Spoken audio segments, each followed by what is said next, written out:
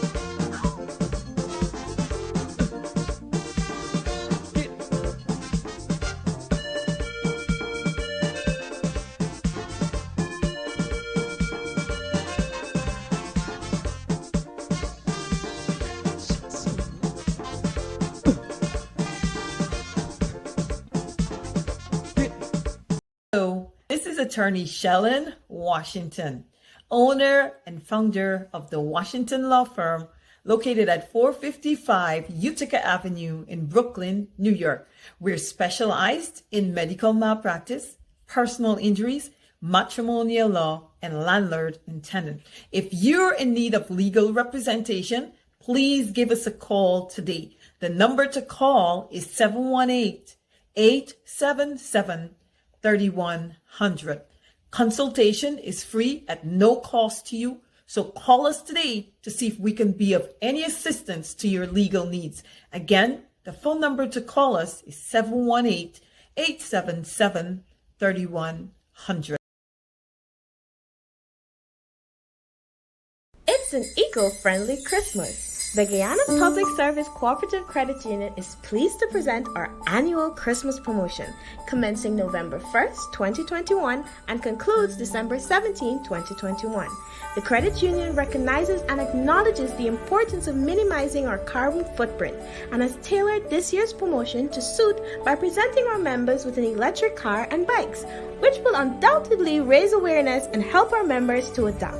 To participate, one must be a member of the Guyana Public Service Cooperative Credit Union, must like and follow the credit union's Facebook page, must have an existing loan with the credit union, must be in good standing with the credit union, must not be an immediate family member of any staff or committee member, must earn a gross of less than $150,000 monthly, and proof of this fact must be attached. And only one coupon is allowed per member. It's an eco-friendly Christmas. Ho, ho, ho! Merry Christmas! If you are looking to have your statutory declaration, affidavit of income, identity, damage or lost passport, lost license, tenancy agreement, agreement of settlement, power of attorney, last will and testament, and certification of documents, then you need to visit the Alistair Collins firm, located at the Killian Mall, 162 Lamaha Street in Georgetown, between Camp and Waterloo Street. Alistair Collins is a commissioner of oaths and a justice of the peace. Make certain you visit him or call for more information at 649-6410 or 685-6448 or 503-1451. And there's adequate parking available. Go down to the Alistair Collins firm and have all of your legal issues settled and brought to the fore. Alistair Collins firm. Contact them at Alistair Collins firm. What is the difference between the ordinary thief and a political thief? Number one, the ordinary thief steals your money, your bag, your watch, and your jewelry, isn't it? But the political thief steals your future, your career, your education, your health, and your business. Number two, the hilarious part is that the ordinary thief will choose whom to rob. But you are the one who choose the political thief to rob you. Because we choose them. We vote them. We blindly say we are not blind. Who is deceiving who? The ridiculous part of the whole issue is that we will fight to defend and protect our belongings from the ordinary thief. Is it not? But we fight each other to defend and protect the political thief. Is that not what we do? Thugs will be fighting themselves to protect those that are stealing our career, stealing our joy, stealing our health, stealing our success. What a shame. What a travesty. It calls for us to think and think deep. The stage we are in as a country is not a stage where you become an onlooker. You have become an onlooker for too long. You must get ready to put your hands to the plow and be part of the process. It's not just about PVC, carry PVC. You must be in the kitchen where it is being determined. You must be there where the decisions are being made. If we are there in our numbers, they cannot outnumber us. But you leave it aloof. Oh, no, it's too dirty. It's a dirty game. And then the dirty guy is getting to the game of play. And you are there not showing up. And when they begin to make the decisions, you will know whether it's a dirty game or not. The result is always dirty on yours. Dirty on your health. Dirty on your business. Dirty on your success and your career. I hope that is stirring up something in you.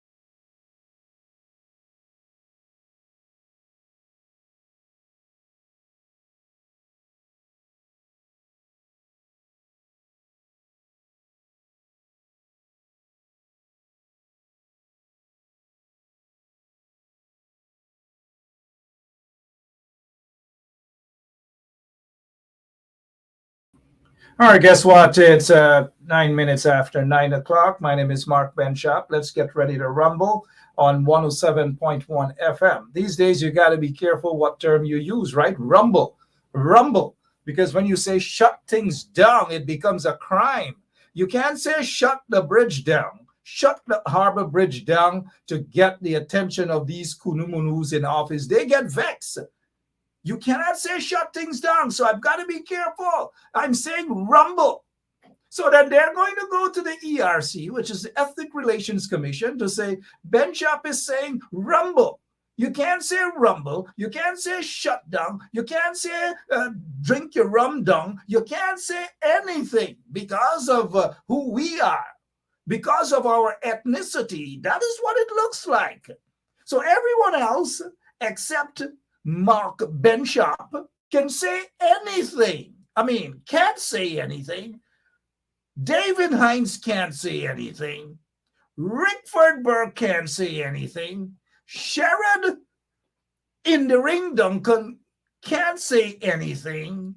And so even Kadaki has got to watch his mouth because they want to muzzle people who are exposing them. Oops, did I say muzzle? I've got to watch my mouth. You can't say muzzle, you can't say rumble, you can't say shutdown, you can't say revolution, you probably can't even say sex. What next? Can you believe these guys?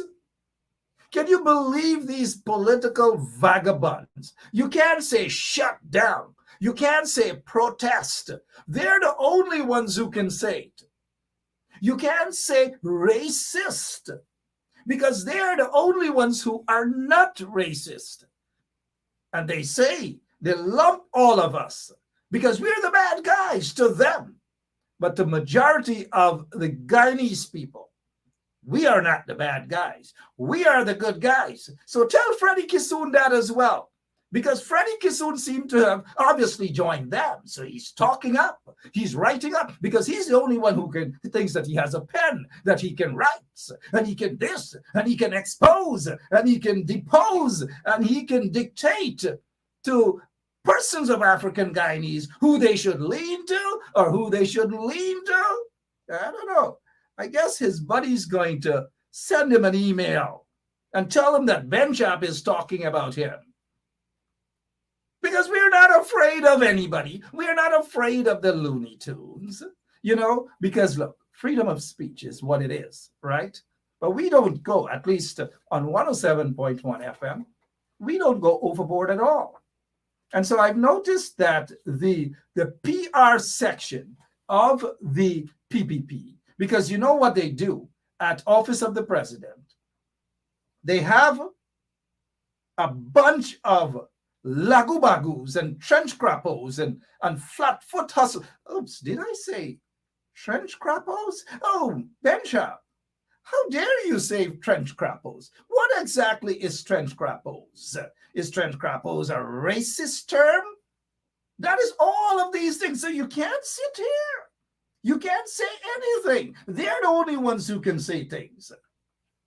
They are the only ones who can say things. They can do whatever they want. They can dance to reggae. They can dance to soca. They can whine and go down and whine and go down. They could do the 5 cent, 10 cent. Those are old tunes, right? I don't know that. I don't know the. What else? I don't look. I have company tonight. It's okay. Say hi. Say hi. Okay. There. And sometimes you can't even say hi. Because the PPP might think you're talking about getting high. I don't know. At least I'm not intimidated. I've never been intimidated by those lagu-bagus, those flat-foot hustlers. I've never been and will never be. Absolutely not. So tell them that. And tell Freddie Kissoon that he's not going to threaten us. But he's going to expose and he's going to depose and he's going to say who got money and who funded who's. Let him name the person. Let him also talk about who. We know who he's talking about, right? But let him call the name. And let him say who. Finance who. We see who gets seed more than Baiga. So let his Baku that is watching here right now, send him an email and tell him. Let him do it because nobody is afraid of anybody because these guys feel they're the only ones who can talk, They're the only ones who know things. They're the only ones who can write. I don't know, typical of this installed regime. I noticed Freddie's talking about us. We are egotistical. We don't write about ourselves every day. Every single day, Freddie writes about himself. Every single day. Every single day. Oh, gosh. Wait a minute, guys. Wait a minute. Every single day. You turn on the paper in his column, he writes about himself, about himself, about himself, about himself. But yet David Hines is egotistical. David Hines can't protect himself and his family and all these different things. I don't know. Something is wrong. Something is wrong with these guys. As my friend Rusty would say, something wrong. Something wrong. Lemon, something wrong with these guys. Anyways, hey, what? Good. Good evening to all of you. Let me see some of you here. All of you, good evening. It's Thursday evening. Brenda Norton, how are you? Are you related to that guy? Aubrey Compton Norton? I know Brenda has been watching this show for a while. You notice I have company tonight, right? You can't ignore the little ones when they are around because we are family-oriented people. Speaking of family-oriented, I've noticed most of the candidates running for whatever they're running for, we don't see them and their families. Whatever happened to that? Modern day voters want to see people and their families. I don't know. I'm showing off with Emma. Thank you, Emma. Oh, thank you. Thank you. I know you want to sit here, but Daddy has a job to do, and Daddy has to keep exposing the installed PPP regime. All right? Give that high five. Oops, you didn't. All right. Sorry about that, guys. Tonight is my night. I don't know. She just wants to hang with me this evening. And when the little ones are with you, you can. You know, like long time, our folks used to say, get out of here. You know, don't talk back to me. Get out of here. I recall once my older boy, Ryan, and I had a discussion. And during the course of that discussion, I said to him, no, don't say anything. Then he turned to me. He was just about maybe 11 or 12. And he says, Dad, am I not entitled to represent myself? Am I not entitled to a democracy? To respond? And my eyes were open since then. Am I not? Okay. All right, Emma. That's okay, sweetheart. Okay? Daddy loves you. I know you want to say hi. Come and say hi quickly to the people. Come on, quickly. Quickly. I know that's all you want to do. Come, it's okay. And we have Dr. Van West Charles coming up shortly. Say hello. Say good night. Okay, what's your name? Emma Sophia Benchop. Daddy loves you. Go ahead, baby. All right? Good. Oh, gosh. You guys. Let's go to Dr. Yes. Richard Van West Charles. I'm not sure that he's ready yet. I want to talk with him for a couple of minutes. Yes, Ian Williams. You can't even say petition. You can't say petition. Wesley Ward, you can't even say paranoid. But these guys can say everything. They can write. They can cuss people out. They know every single thing. Every single thing. But what if it talk about they don't talk about? What if it talk about the dirty stories? Some of them at UG and all these different things and lots of things, though. I can talk. And you guys know my mouth bust. Mouth bust. Right? Sorry, Jack. My mouth bust. All right. Hey, let's get ready. I want to chat with Dr.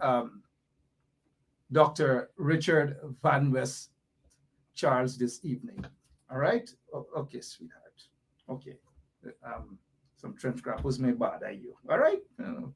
Give that a couple of minutes, please. Dr. Richard Van West Charles, good evening. How are you?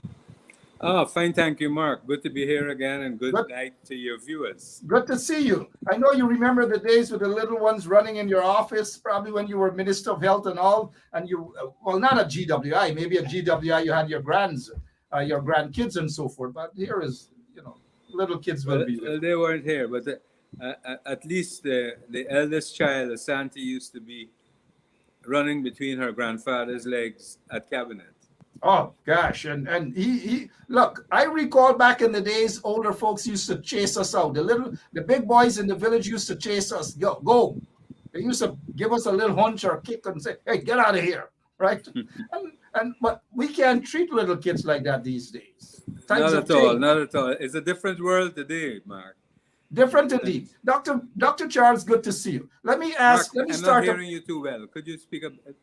I am actually shouting. I am Oh. actually shouting. I can't shout more than this at all. Maybe All right, we'll have go to ahead. start maybe after the Congress, whenever that is held. I'm told that you guys have Next another. Saturday. Next Saturday. Next Saturday. the 18th. Okay. All right. Okay. Thank you, sweetie. Right? Next Saturday. Good. We're going to touch on that. But I want to talk a little bit of this new variant coming in. How is that? Today, 5 persons died as a result of the COVID-19 pandemic. 5. It's just not easing up at all.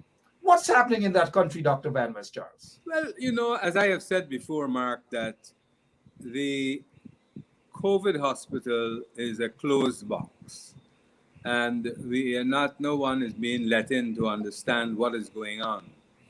And it continues to be closed, and the deaths continue. And I think this is one of the issues. I see that they're shutting down the National Task Force to get away from the point of non-inclusion of the opposition and other stakeholders, and it's now under the Central Board of Health. So I would hope, because there should be scope for the inclusion of the opposition and other actors, because this is a national security issue. And I honestly do not necessarily think that they should have shut down the task force. It should be linked to the Central Board of Health, of course, but it should be a more inclusionary body for us to ensure that, because it's a national security issue, that we can address it and cater for all facets of the program. Of course, it's a national security issue. They are obviously not concerned about that. Over 1,000 persons have died.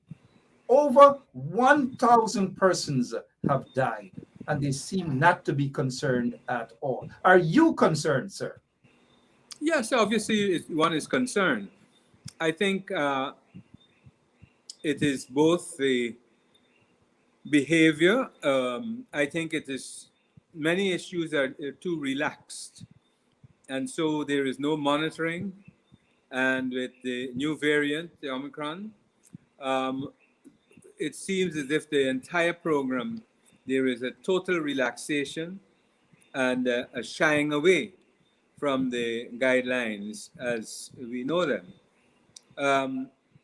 I want to say and we have written to the government indicating that during our Congress, there's going to be strict adherence to the COVID guidelines in terms of the preventative measures.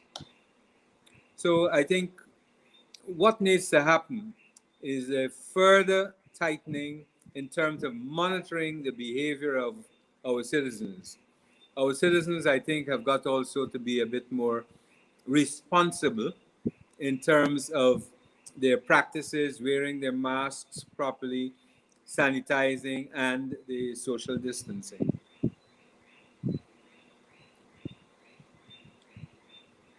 All right, well said. And it seems as though the opposition, they come out once in a blue moon to talk about what is happening, and then they go back into their shells, especially the shadow minister of health. We don't hear much at all from her, which is an unfortunate situation. Maybe they're all busy because of this this Congress that is happening. But the opposition has been reaching out to the installed regime for them to for you guys to have a united approach in combating this COVID-19 pandemic. So far, they have refused to engage with the opposition. How concerning is that? Right. So the government has been resistant to cooperate and work with the opposition in a real way. And this is unacceptable. I think the opposition leader has reached out, and we continue to find a path, try to find a pathway by which we can work on these critical issues to protect our people. Critical issues indeed to protect our people. They're not concerned about that. They're not concerned about the protection of our people. Dr. Van West Charles, you're vying for the leadership of the PNCR. Before we get into a few minutes of that, because I'm a bit concerned about the fact that that this Congress, there was an attempt to have it not be held on Saturday. Vincent Alexander stepped in. He has given you guys an extra week. We're going to touch on that. But are you concerned the way in which this installed regime is going after its critics, individuals who speak out responsibly, speak out against them, their atrocities, their racist acts, etc., etc.? Are you concerned, sir? Of course, of course, of course. This is a level of moving against your human rights, the freedom of speech, both internally and externally. And this doesn't augur well for any democratic society.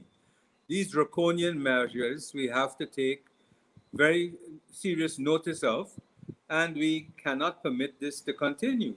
So it is a more or less a repeat and an extension of the behavior over the last 23 years when they were in government. And it, to my mind, has gotten worse and more oppressive and draconian in terms of the practices they seem to want to apply and stop people from speaking and expressing their views. Yeah, I have seen they start with their propaganda because they have a bunch of political neophytes sitting there at the office of the president, using up taxpayers' monies, about 10 of them with fake profiles and all these different things that they do. There's a tape out now basically taking pieces of programs such as mine and others and try to make it look as though we are the bad guys. I saw there's a clip where they have two clips of me saying, shut the bridge down. Like if that is a crime, I would say shut the bridge down again, whether it's the Demerara, Borbis, and whatever. How dangerous is that? Not only cutting clips from this program, well, they haven't cut any clips from this program, they probably know why, but they take things that what Berg said, what Sharon Duncan said, what Dr. David Hines said, forms of intimidation. Well, it's intimidation in more ways than one. I was in Region 9 just this weekend, and there was a young lady who went to the conference in Scotland. She went on her own, and what happened when she got back? Charges were laid against her. They locked her up for a day in the station in Letham, just seeking to intimidate and I suppose send a message to other females that, look, if you step out, we're going to deal with you. And so this is their attitude, an environment of fear so that you can toe the line. And this is what they're attempting to, those of you who are having radio programs. Others, they find other means of intimidating, using other agencies to move against them, in more ways than one. So I think politically we have to take cognizance of these matters with serious intent and begin to understand that these types of actions will have serious repercussions and confrontations for our society and place our society in jeopardy.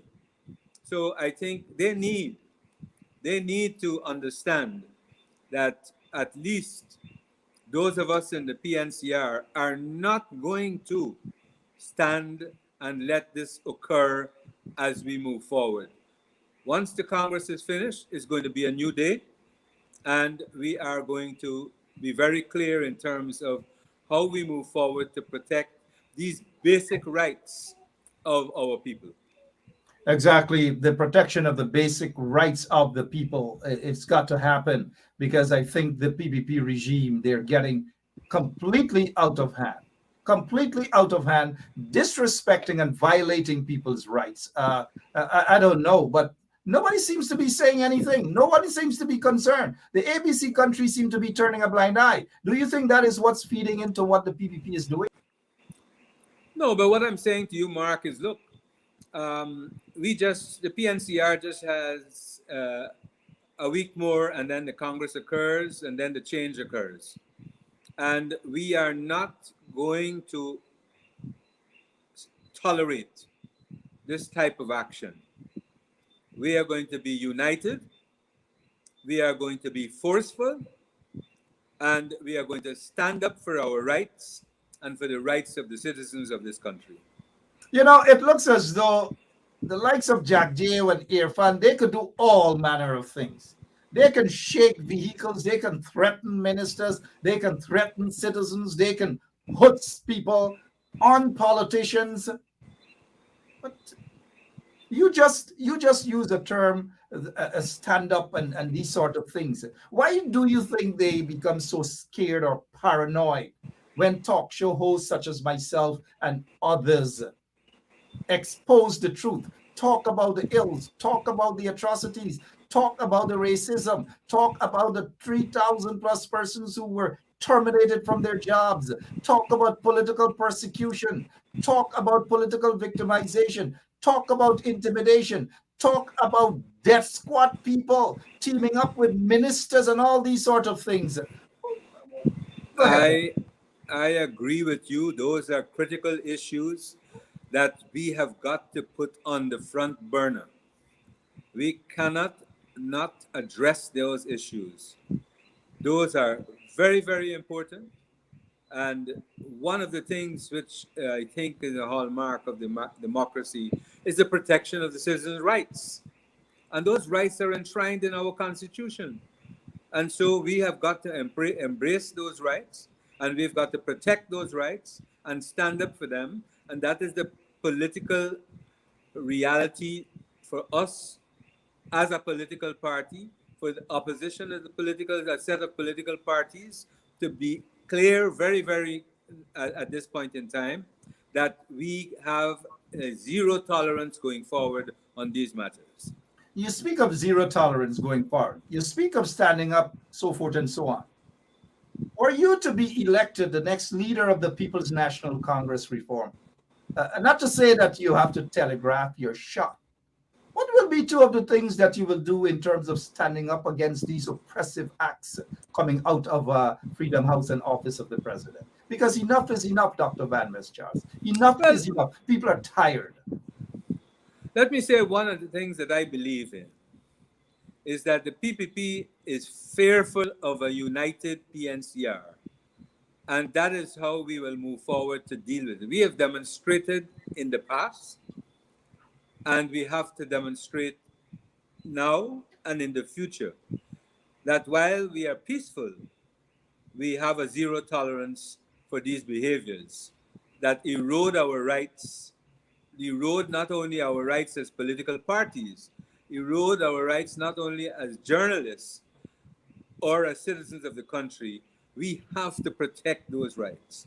And as I said to you, it would lead to confrontations, and those confrontations will contribute to the state being in a very dysfunctional manner if it continues.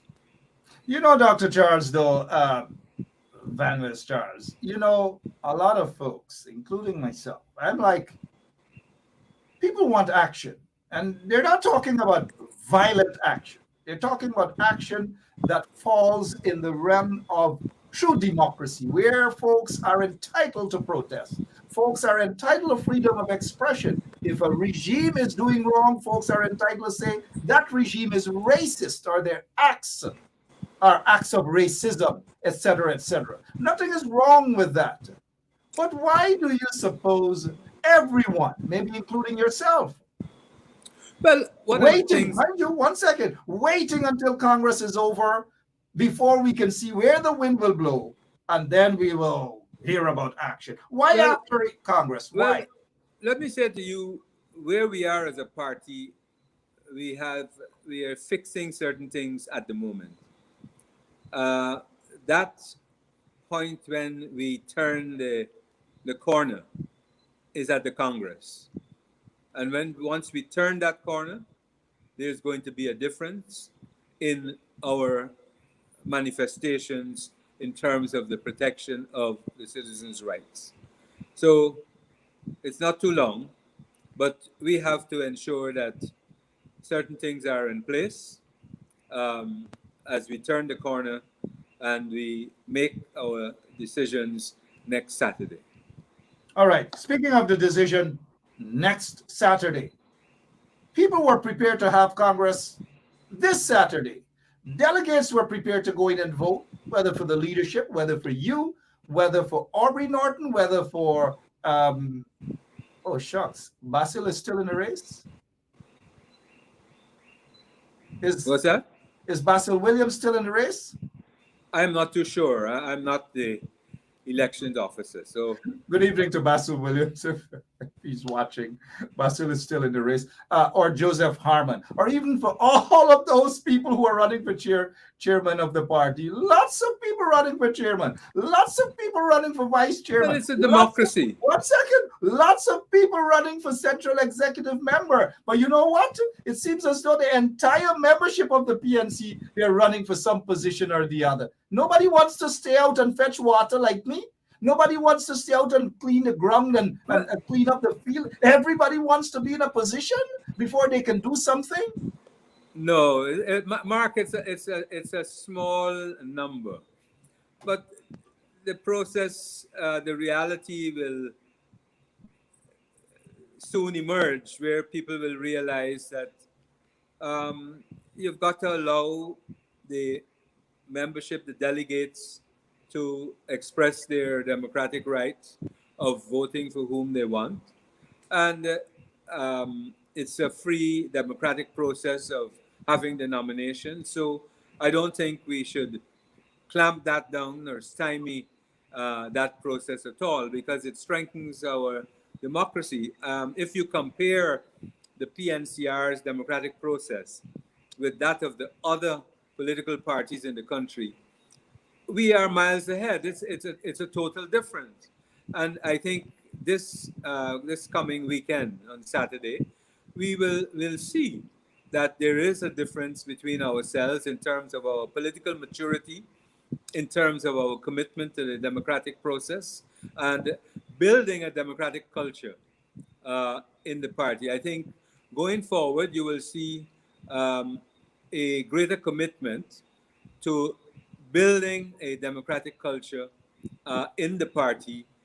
And I believe, let me say to you, I believe that the society can only be democratic when all of the political parties practice that democracy within their organizations. That's a good way of putting it, Dr. Richard Van West Charles. It's a good way of saying, look, the PPP doesn't practice that, which is true, right? But again, nobody wants to sit back and say, I will first build my resume up.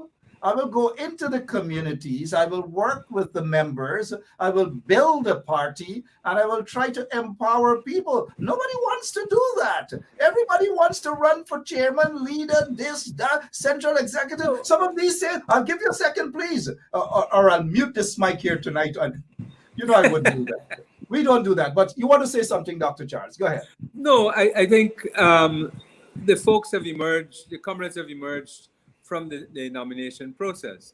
So when this is over, the comrades are going to go back and work in terms of building the party, because I think there is a realization. Go back? Well, when they get A back to lot their of them group, were sleep. A lot of them were sleeping. You mean go back to sleep? well, they're I'm going not being to, because facetious, Doc. the But go ahead. process, this whole process has heightened people's interest once again. For And I position. think, For position. no, not necessarily that, Mark. Come on. Speak. I wouldn't interrupt you. Speak, sir.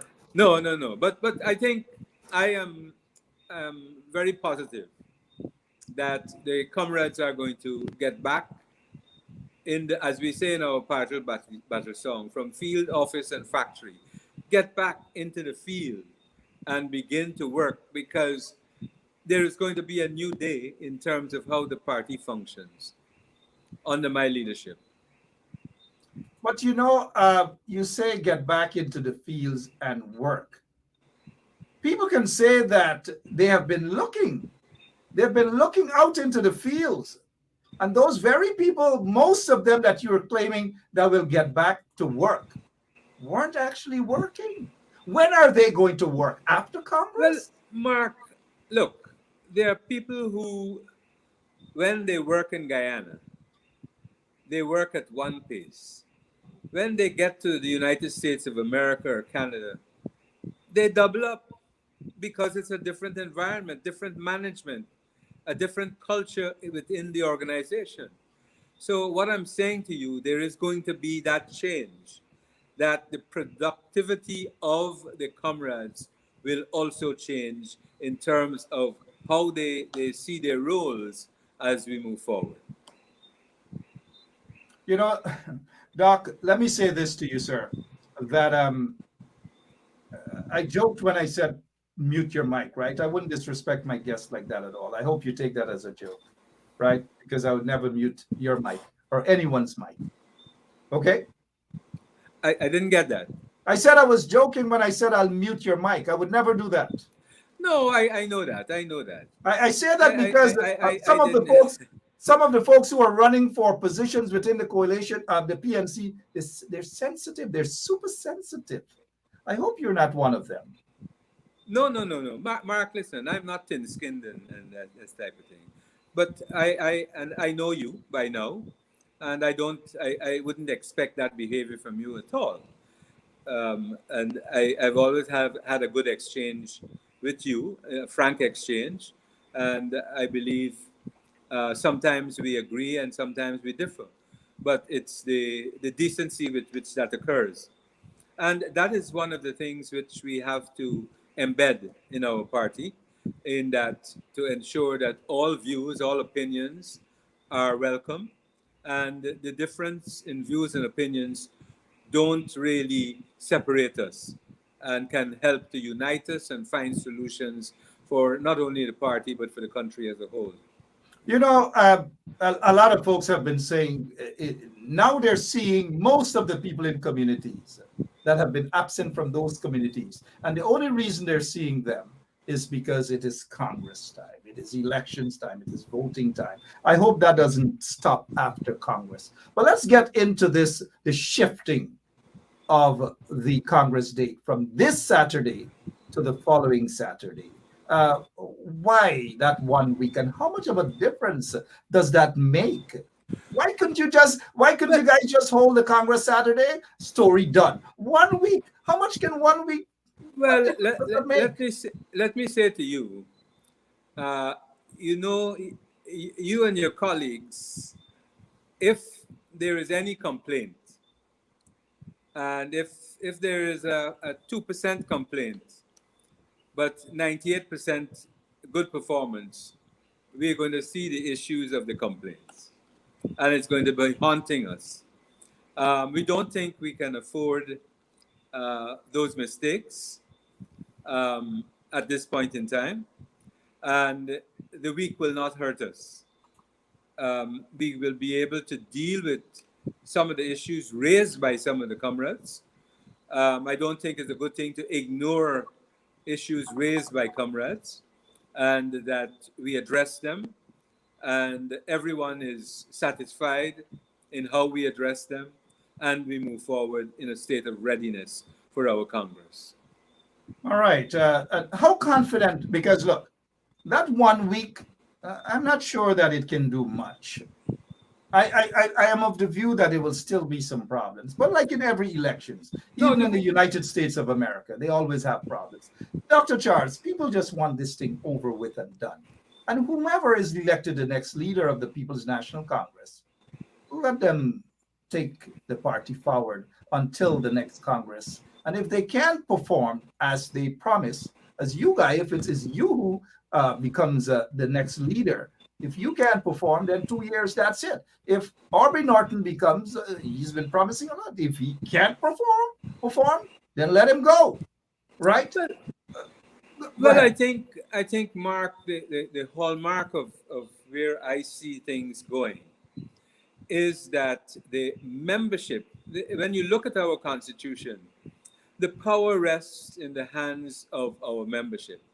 We've got to ensure that the membership are informed, that their voices are heard at our general councils, etc., at our regional committees, at our district committees, and that we ensure that we take action. That is the party that I know, and that's where we have to return to in getting things going on the ground, respecting the views of people, and being more inclusive, being more transparent and accountable. The officers of the party must be accountable. Well said. Accountability is what it is in a democratic, transparent environment. And we're hoping that that is how the Congress will be. 46 minutes after 9 o'clock, Mark Benchap, you're listening to Straight Up on 107.1 FM. Let me take time out to acknowledge the folks who are listening to us via their radio, whether they're driving in their cars somewhere in Georgetown or outside of Georgetown. Oftentimes I hear this thing about who is the best grassroots politician. And I think people have a misinterpretation or description of the term grassroots politician. I have my own views on that. Grassroots politician for me is not one who goes and says, "Hey, boy, what's going on?" and give them a high five. Grassroots politician is someone who goes into the community and empower those people. That's right. That is my interpretation of grassroots. Not let's sit down and knock two dominoes. That all forms part of it, yeah. But that's not the only thing. That's not the only thing. Do you think you are grassroots enough? I have always been oriented to ensuring that the conditions under which people that we define as grassroots live must be improved, and it is for me and others in the government, etc., to understand the context, the challenges, that we provide the programs to uplift and allow the people who live in the grassroots to have a different quality of life. That is being concerned about the grassroots. And as you said, it's not about having a drink every day. It's about also playing with them, having a drink with them, eating a meal with people, generally, people of all walks. But because of, in a country like ours, which has about 40% poverty, one of the important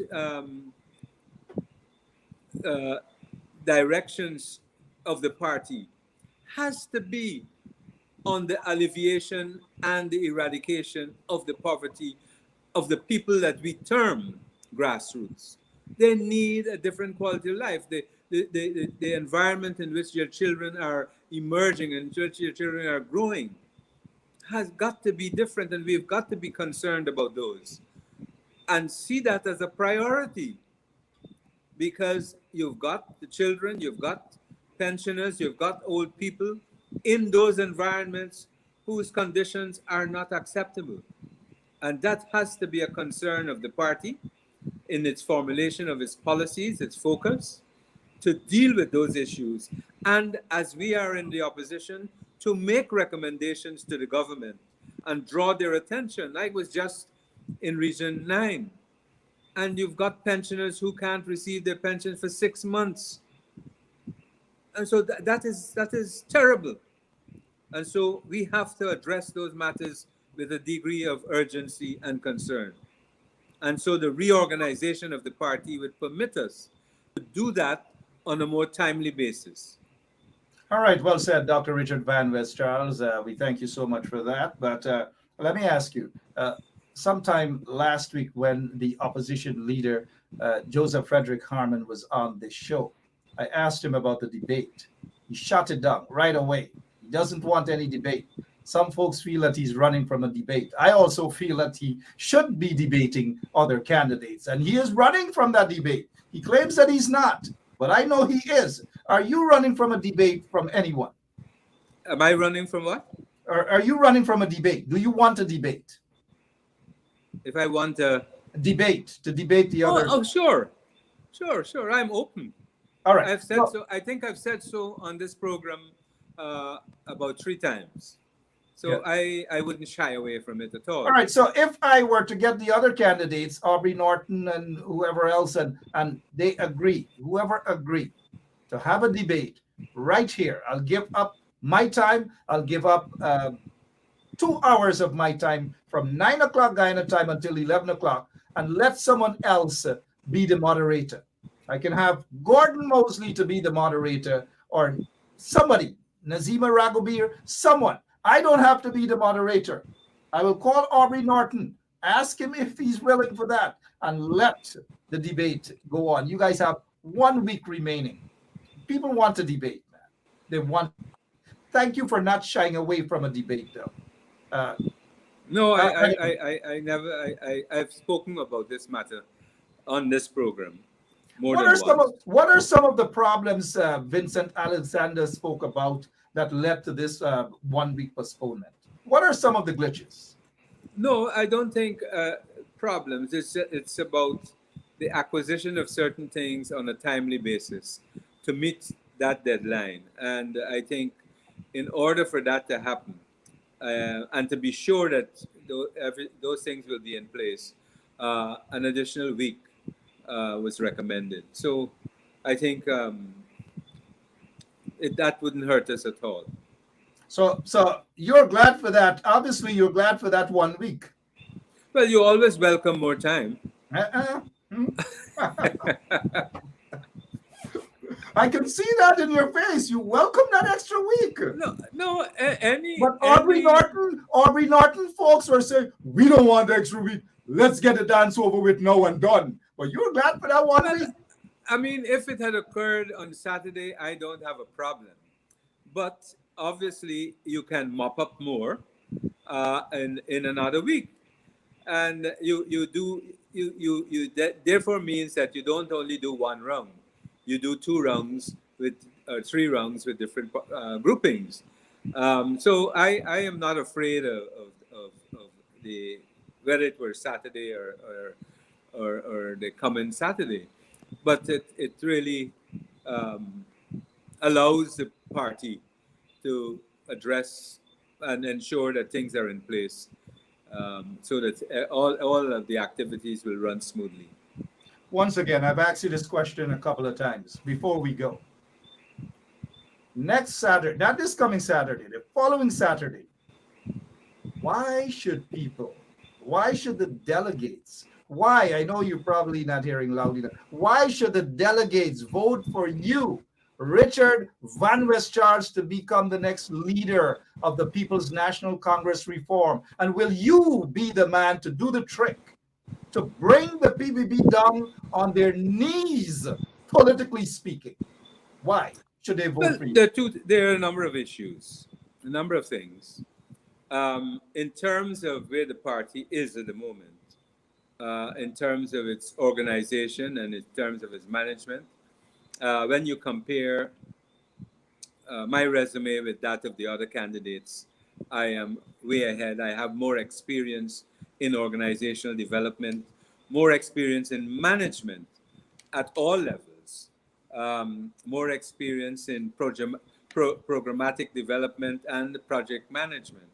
So that is one of those aspects are very, very important when you do having done the diagnosis. I've done with my team, we did a SWOT analysis of the party. And clearly, those are issues which I believe, based with my strengths in terms of organizational development and management, we will ensure that the party is reorganized, re-engineered. The other issue is it would allow us, I believe that my experience can ensure that the party can represent the issues of the people at all levels, support the parliamentary arm, that it becomes more robust in the way that it functions, ensure politically at the regional level, at national level, that it will function more effectively.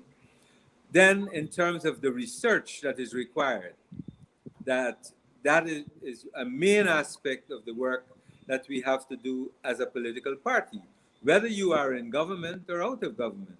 And also, my international experience in terms of building relations with fraternal parties, etc., which we at one time in the 80s, we were very, very strong, but now we do have issues, and my international experience certainly will move very smoothly to allow us to strengthen those aspects. Those are some of the attributes that I bring to the table. And remember that I am not starting from ground zero. I have more than 30 years experience in terms of these areas that I mentioned. Let me go to a quick comment. I want you to respond to this from Carla Forbes saying, no disrespect to you, Mr. Van West Charles, but you haven't the experience to deal with a Jack Deal. How do you respond to that? Well, it's not Jack Deal, it's the policies and programs of the PPPC government. And it is not one man, it is an organized PNCR that has to do it. One man can be taken out, but an organized party, united and firm, will confront the PPP. So let us not think that this is a one-man show. It is a political party which has to be united, who has to be forthright, who has to be strong, and representative of the people's issues at all levels. All right. There is another, and I look at this comment from Karen Bastiani. Sorry. Some people feel that leadership is just protest. No, not at all. Not at all. The leadership that we are thinking of, our party has to be focused on growth and development of the communities, of the regions, at the national level. When protest is required, that has to be organized. That has to be planned. That is effective. So it's not something somebody is just running around and saying, let us protest. Because you may lose people in that form. Leadership is ensuring that you are capable in how you organize your political party to represent the issues of the people. And I say of the people, not singularly the members of the PNCR or the opposition, but all the issues of all Guyanese. All right, and I understand where you're coming from. People are just frustrated. People are upset by the way in which these folks in the installed regime are treating them, and people just look as though they're just ready for action, real political, democratic action, non-violent action. You think you are willing to take the lead and walk the streets? But let me say to you, Mark, because that's another form of action. Are you? Because let me show you something like this, which is what Jack Deal and them, they're afraid of, going to the streets and shutting it down, shutting the streets down. You see those bricks? You see those shutting the road down? That is West. That is West Rumvelt, shutting the road down, demanding better. Would we see a Van West Charles like this? Right. So you have to ensure that, I mentioned some time ago on this program about the actions of the police and the misuse of the police force to erode the rights of our people. And so we have to be cognizant of that. And you know, you've seen what has happened with Paul Slow.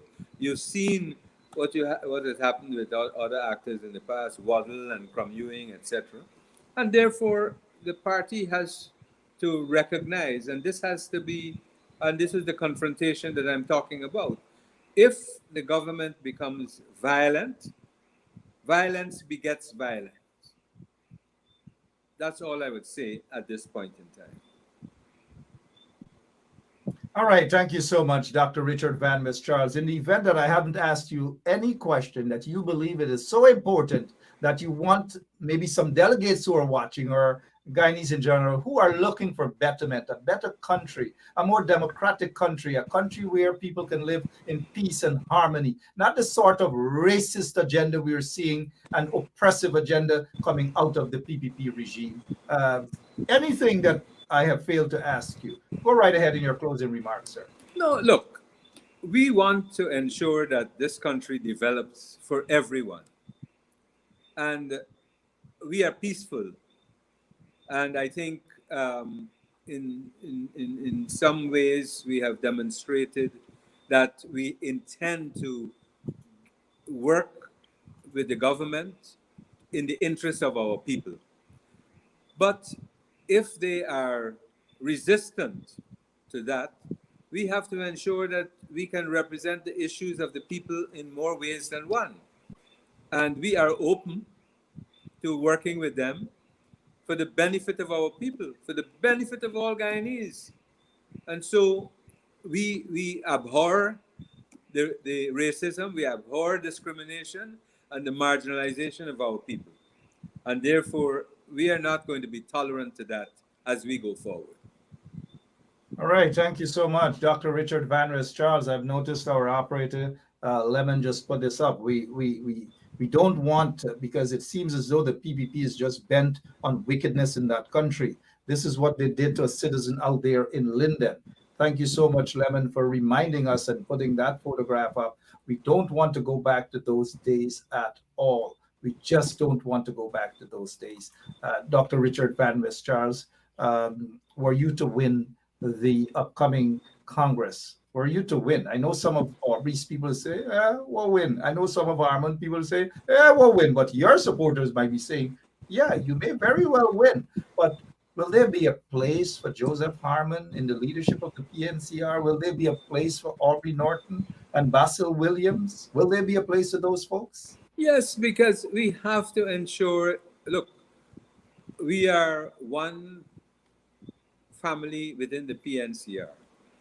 And when this is over, I will give a commitment that we have to work for a unified political force.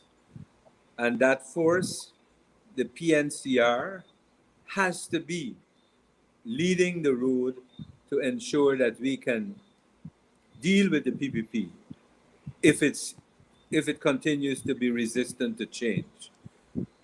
You will even work with the PPP if they change, because our focus is in the interest of the country, the quality of life in the country for everybody, for all races, all ethnic groups, and that is the direction we have to go in.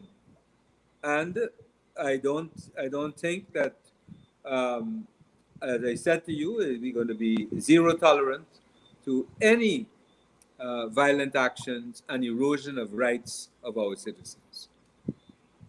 All right, and so at the end of it, let us say that things do not work out for you at all. We're not going to see a Dr. Richard Van Res Charles get vexed, take his glasses, broke it up, long up his mouth and say, done with politics. You will be there. Yes, of course. All right. I wouldn't run away. How's the family? How's the family, Dr. Charles? Good. My wife is away at the moment because a friend of ours died, a childhood friend of mine, but I'm here at this moment. So she has to represent with the children, represent the family at the funeral, which is on Saturday, actually.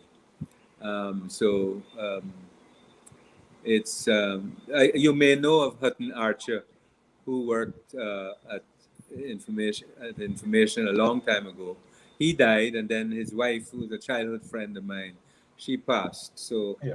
My condolences to the Arches family, and condolences to you and your wife on the loss of your friends. Dr. Richard Van Charles, and my condolences to all the other folks losing their loved ones left, right, and center as a result of COVID-19 and other situations. So condolences to everyone. And Basil Bradshaw is celebrating his birth anniversary today. Happy birthday to you, Basil. Sharma Solomon is all. Sharma Rahim. yes, that's right, Solomon. Sharma and Basil. The guy that's on your slate for chairman of the party. Chairman. That's Chairman. right. Happy birthday to the chairman of the party. I believe that he will do a good job. He has Sharma the Solomon, capacity and the experience. Happy birth anniversary to Sharma Solomon. Indeed, Dr. Richard Van Charles, thank you so much for your time, and thank you so much for reporting to us on the COVID-19 pandemic. You've done an excellent job on that, and people are eternally grateful to you for that. Something that the PPP regime has not been doing. We have serious issues still with them on the handling of this COVID-19 pandemic. Thank you so much for your time, Doc. Thank you, Mark. Thank you for having me. It's always a pleasure to be here and to have a discourse with you on these national development issues. And good luck to you and your campaign and your team, sir. Thank you so much. And when you are on the campaign trail, please do not use words such as revolution, shutdown, and all these things. The PPP runs scared by those things. Thank you. Thank you so much. Bye-bye. Yeah.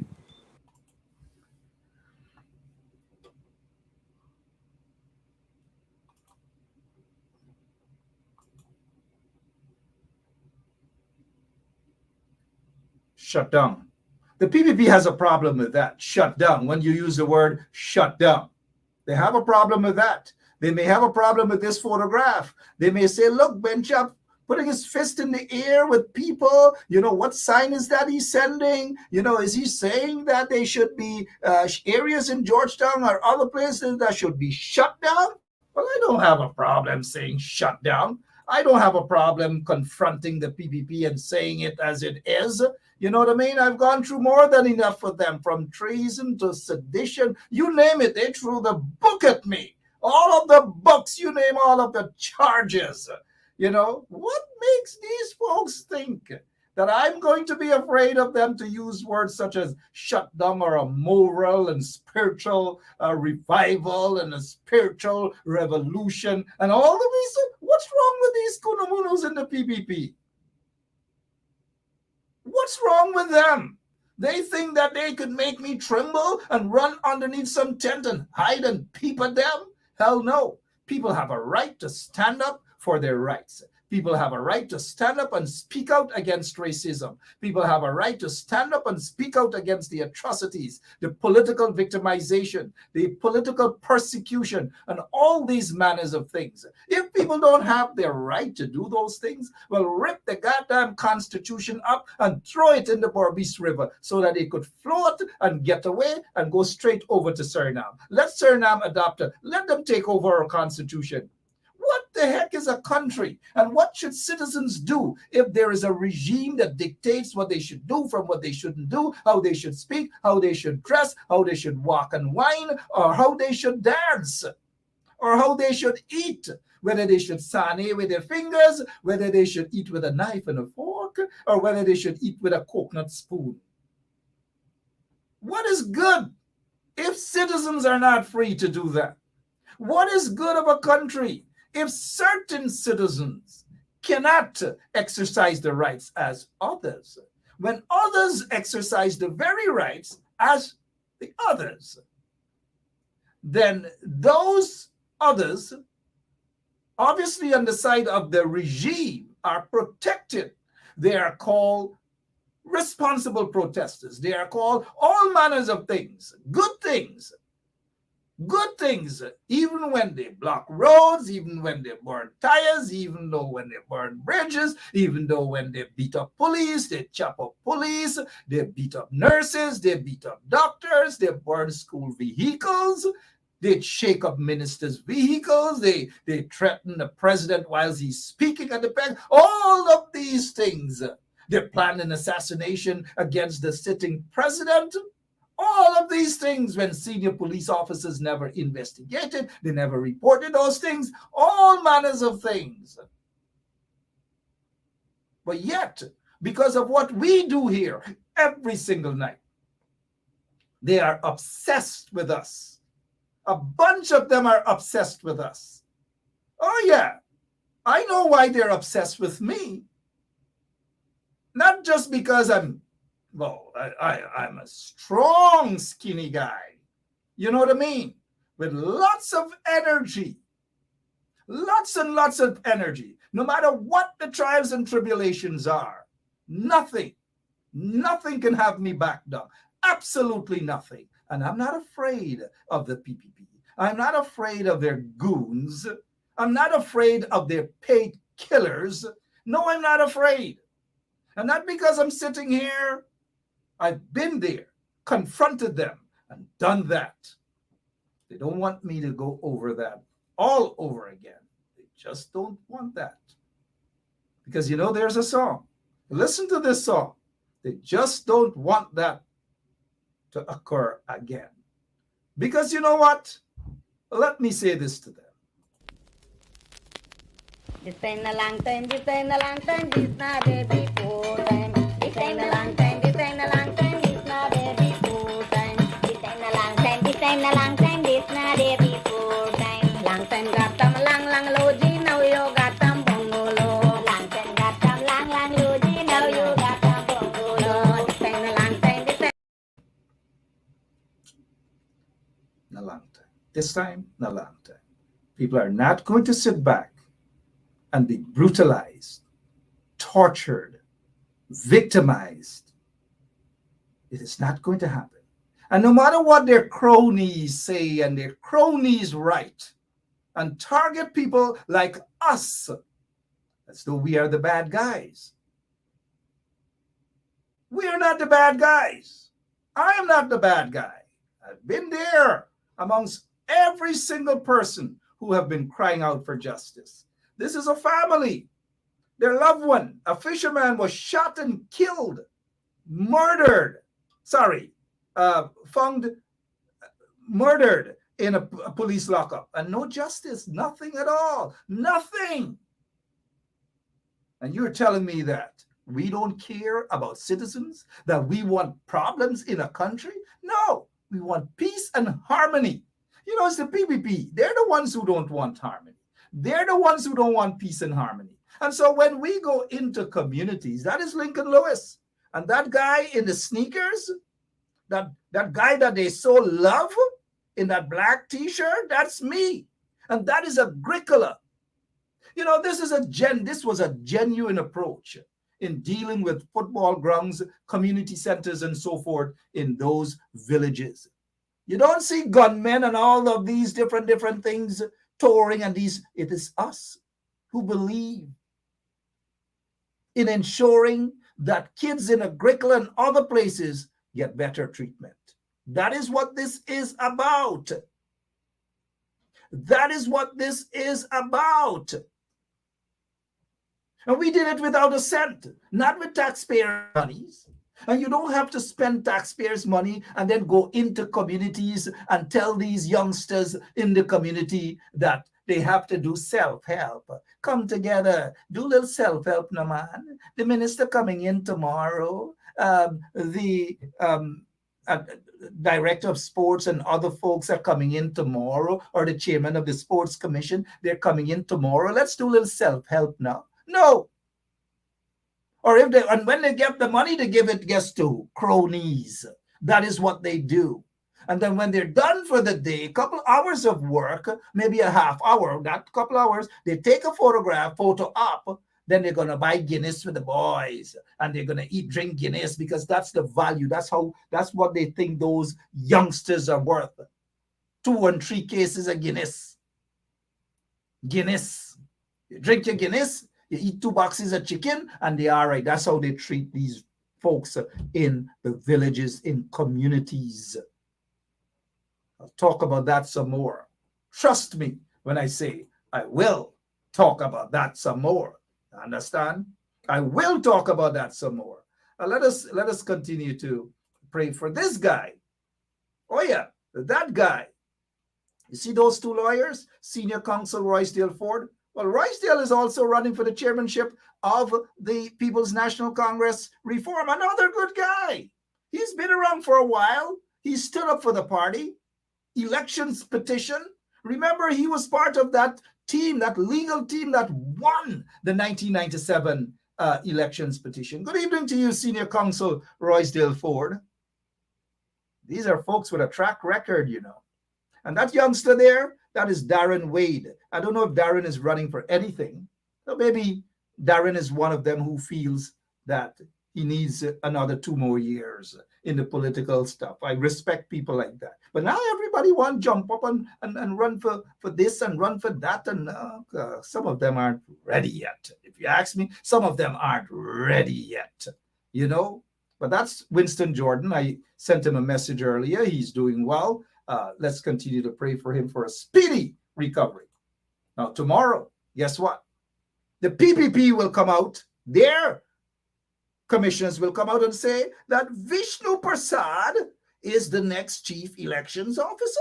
That is what they want. They're not concerned about qualifications. They're not concerned about how it looks and how it didn't look. And you know, they're not concerned about that at all. And they put that Jamaican guy there. That's just to make it look as though it's transparent and there's democracy. They're bent on Vishnu Prasad. And by tomorrow midday, by tomorrow afternoon, you will hear that Vishnu Prasad is the next chief elections officer of the Guyana Elections Commission. Now let's get to this guy, this guy, Shem Winter. If anybody knows to get in touch with this family, I want to see this guy free for Christmas. Yeah, I want to see him free because this is his first offense, man, right? 3 years for a couple little pieces or a couple little joints, just a little amount of marijuana.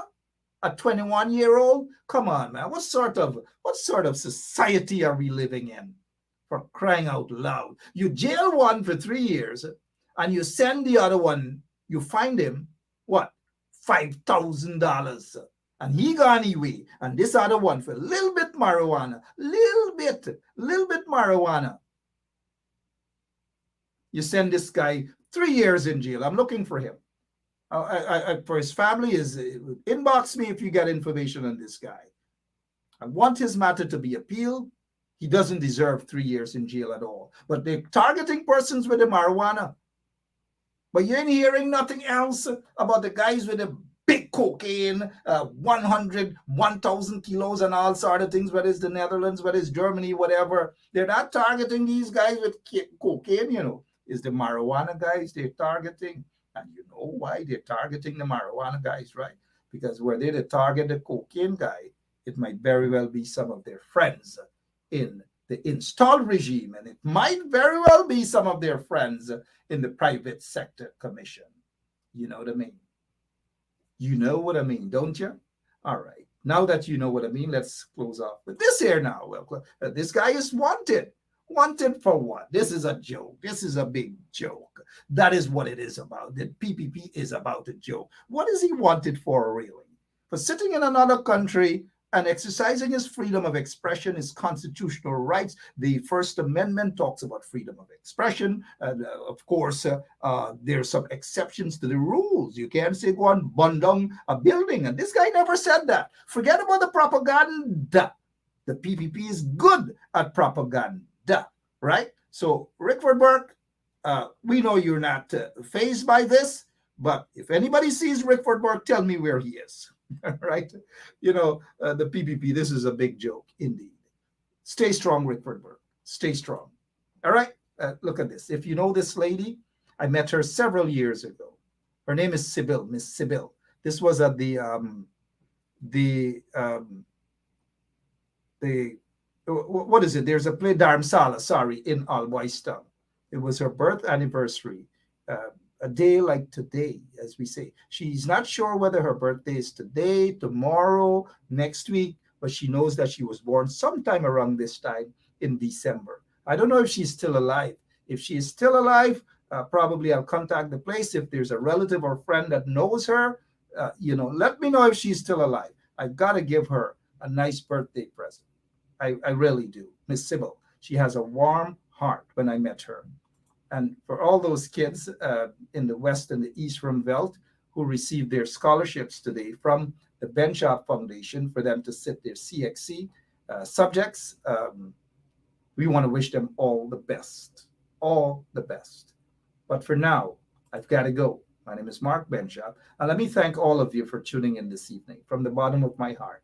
Some of you may not agree with everything that I have said, but let us agree to disagree.